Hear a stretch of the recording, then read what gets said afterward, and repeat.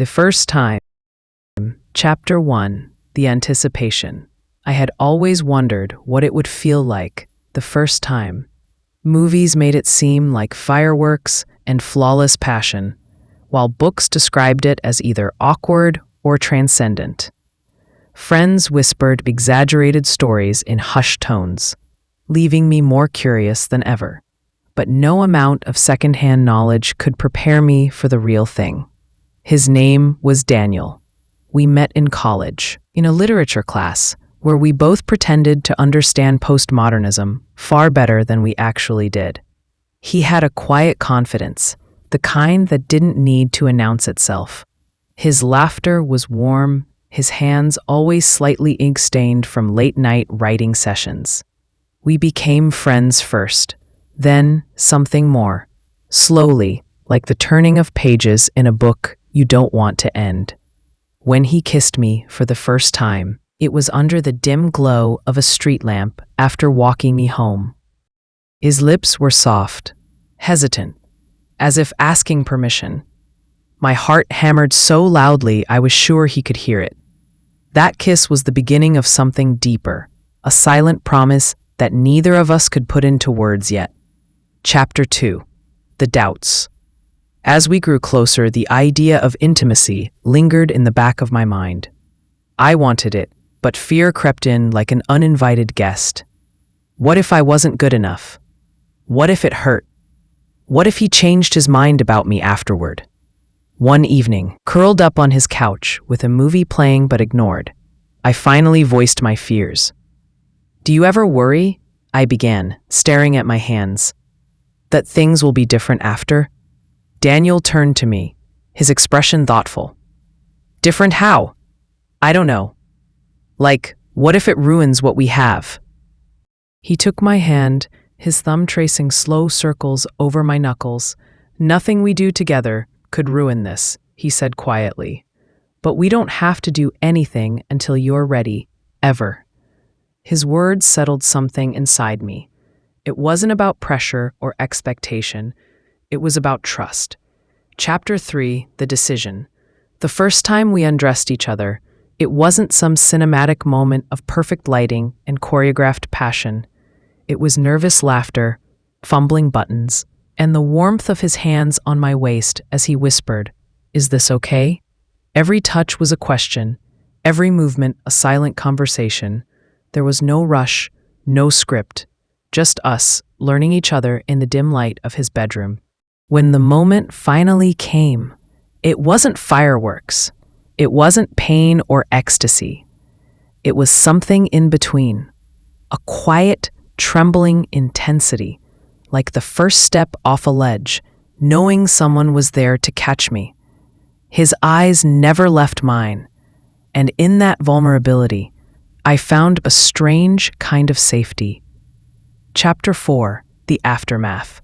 Afterward, we lay tangled in his sheets, my head on his chest, listening to the steady rhythm of his heartbeat. I expected regret or awkwardness, but instead there was only warmth, a closeness that went beyond skin. "Was it what you thought it would be?" he asked, his voice low. I smiled.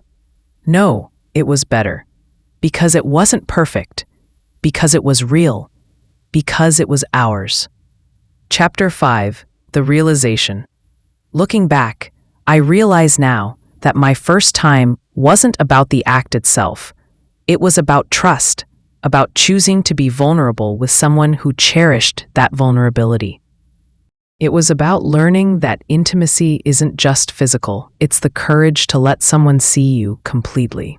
Daniel and I didn't last forever, but I'll always be grateful for the way he taught me that love, and yes, sex, should feel like being known, not just desired. And that, I think, is the most beautiful kind of first time. Chapter 6. The Morning After. The morning light spilled through the curtains in thin golden stripes, painting lines across Daniel's bare shoulder. I watched him sleep for a moment, the way his lashes fluttered slightly, the slow rise and fall of his chest. Last night hadn't been some grand life-altering event, But something had shifted between us. A door had opened, and neither of us could close it again. He stirred, blinking awake, and when his eyes met mine, he smiled, soft, sleepy, real. "Hey," he murmured, his voice rough with sleep. "Hey," I replied, suddenly hyper-aware of my own nakedness under the sheets. There should have been awkwardness. Maybe there was, a little. But then he reached out, his fingers brushing a strand of hair from my face, and the tension dissolved. "You okay?" he asked. I nodded. "Yeah. You?" "Yeah." A pause. Then, laughter. Quiet, relieved. Chapter 7. The unspoken language. In the days that followed, something changed in the way we touched each other. Before, there had been hesitation, a carefulness born of inexperience. Now, there was a new kind of confidence, but also a deeper tenderness. It wasn't just about sex. It was the way his hand found mine under the table during lectures, the way I'd catch him watching me with an expression I couldn't quite name. It was the way we moved around each other in his tiny apartment, learning the rhythms of intimacy beyond the physical. How he took his coffee, the way I hummed when I was lost in thought, the silent agreement over whose turn it was to pick the movie. But with that closeness came a new kind of fear. What if this was just a fleeting thing? What if we'd mistaken vulnerability for something more permanent? Chapter 8. The first fight. It happened over something stupid, a mistext, a misunderstanding about plans. But beneath it was something bigger. The unspoken question neither of us dared to ask. What are we? "You could have just told me you were busy," I said, crossing my arms. "I did. You didn't reply." "Because I was in class. You know my schedule."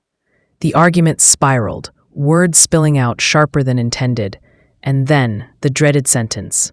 Maybe this was a mistake. As soon as I said it, I wanted to take it back. His face fell, and the room went too quiet. Chapter 9. The making up. We didn't talk for the rest of the day. I went back to my dorm, replaying the fight in my head, wondering if I'd ruined everything. But that night, there was a knock on my door. Daniel stood there, hands shoved in his pockets, looking more uncertain than I'd ever seen him. "I don't think it was a mistake," he said quietly. I swallowed. "Me neither." He stepped forward, hesitating for just a second before pulling me into a hug. His heartbeat thudded against my ear, steady and familiar. "I'm sorry," he murmured into my hair. "Me too." We didn't say anything else. We didn't need to. Chapter 10.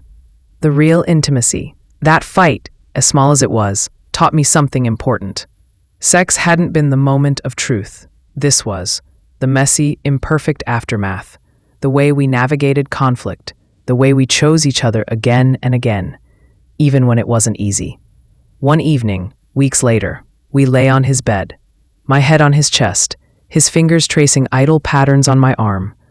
"Did you ever think we'd end up here?" I asked. He laughed softly. "Honestly, no, but I'm glad we did." I closed my eyes, listening to the steady rhythm of his heart. It wasn't the fairy tale ending I'd imagined as a girl. It was better, because it was real. And that, more than anything, was what made it unforgettable. Final thoughts. This story isn't just about the first time. It's about everything that comes after. The doubts, the laughter, the fights, the quiet moments in between.